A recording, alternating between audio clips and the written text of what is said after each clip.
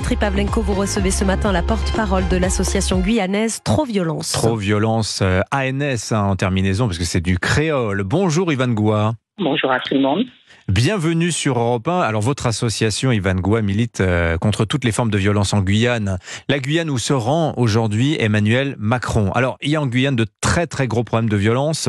Ils vont d'ailleurs trôner ces problèmes tout en haut de la pile des sujets qu'abordera le président de la République. Pouvez-vous, Yvan Goua, d'abord raconter aux auditeurs d'Europe 1 cette insécurité qui pourrit au quotidien la vie des Guyanais?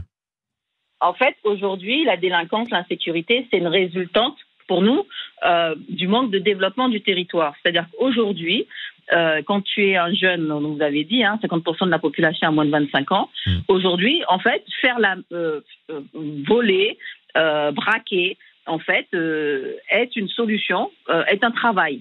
Et aujourd'hui, ce qui se passe, c'est que on a aussi les frontières qui sont ouvertes.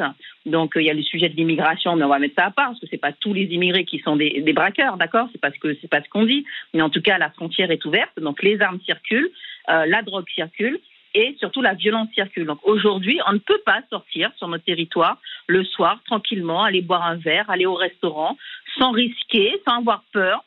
D'être braqués, donc de voir venir des gens cagoulés, armés et venir vous menacer.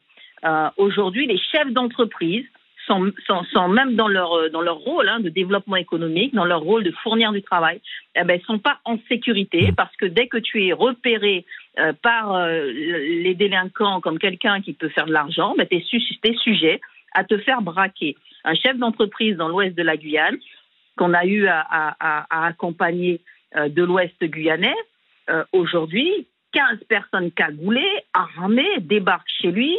Il a 16 ans, il a 16 enfants, une petite et un grand d'à peu près 14 ans, sa femme, et ils sont mis au sol, ils sont frappés, ils sont traumatisés encore à ce jour. Ils sont frappés, ils sont violentés pour qu'on puisse accéder, parce que malheureusement pour lui, son domicile, c'est aussi son entreprise. Donc, pour accéder au bureau, pour accéder, en plus, un chef d'entreprise dans le BTP, donc il n'a pas forcément beaucoup de liquidité sur lui, en fait. Mais on est venu braquer, voler le matériel, on est venu prendre, comme c'est du BTP, donc prendre ces gros camions, là, pour faire ces chantiers. Et cela, aujourd'hui, c'est ce que vivent la plupart de ces entreprises. Aujourd'hui, les commerçants qui donnent à manger à la population sont systématiquement braqués et ils ont demandé au préfet même, pour leur sécurité, à fermer plus tôt le soir. Ouais, c'est absolument effarant ce que vous racontez, Yvan Goua. Il faut noter que la Guyane, c'est aussi le territoire le plus meurtrier de France. Le taux d'homicide y est 13 fois plus élevé que la moyenne nationale. Comment ça se fait, Yvan Goua ? On a une guerre qui se fait à l'intérieur de notre territoire qui concerne l'orpaillage illégal. Ça se fait sous nos yeux, à côté de nous, les villages amérindiens, les villages Bushinangé ou même Saint-Laurent, Saint-Georges de l'Oyapock, des communes françaises, ça se passe dans leur commune, ça se passe aux côtés de la population. Et donc, dans les homicides, il y a la moitié qui sont des homicides qui ont lieu en fait en forêt, règlement de compte de Gariane-Perros. Et puis à l'autre moitié, en plein centre-ville, en plein jour, règlement de compte des travers de l'orpaillage illégal, donc des bandes, des gangs, et au travers de problématiques soit de drogue, soit de criminalité. Alors la drogue, justement, on va en parler parce qu'on estime que 20% de la cocaïne consommée dans l'Hexagone arrive par avion de Guyane. On dit que c'est à peu près 100 kilos par jour, à raison de 50 passeurs par vol. C'est absolument énorme. Le président Emmanuel Macron va d'ailleurs entamer sa visite à l'aéroport de Cayenne, où les autorités ont lancé depuis plus d'un an une opération 100% contrôle pour traquer ce qu'on appelle les mules. Comment ça se passe, cette opération, Yvan Goua ? Alors, une mule, c'est quelqu'un qui transporte de la cocaïne. Donc, elle peut le transporter aussi bien dans ses valises, aussi bien dans sa perruque si c'est une femme, ou dans ses sous-vêtements, mais aussi, en Guyane, la spécificité, c'est elle peut aussi l'ingérer. Enfin, c'est pas une spécificité guyanaise, puisque tous les pays frontaliers avec la drogue ont aussi des mules qui ingèrent des boulettes. Même on s'amuse à les mettre maintenant au niveau des enfants, dans les couches, enfin, on voit tout et n'importe quoi. Mais n'empêche que les bouletteux, sur lesquels se focalise l'État là, ces derniers temps avec leur 100% contrôle, les bouletteux sont nombreux, mais transportent peu de cocaïne. Quand vous allez trouver, par exemple, une saisie au large de la Guadeloupe la semaine dernière de 8 tonnes de cocaïne. En Guyane, en fait, ce jeu de mule a bon jeu de prospérer, puisque derrière, en fait, on ne s'occupe pas, on ne s'attache pas à démanteler les têtes de réseau et à démonter ceux qui vont faire rentrer la cocaïne sur le territoire pour pouvoir charger les mules. Parce qu'une mule, c'est un transporteur de cocaïne.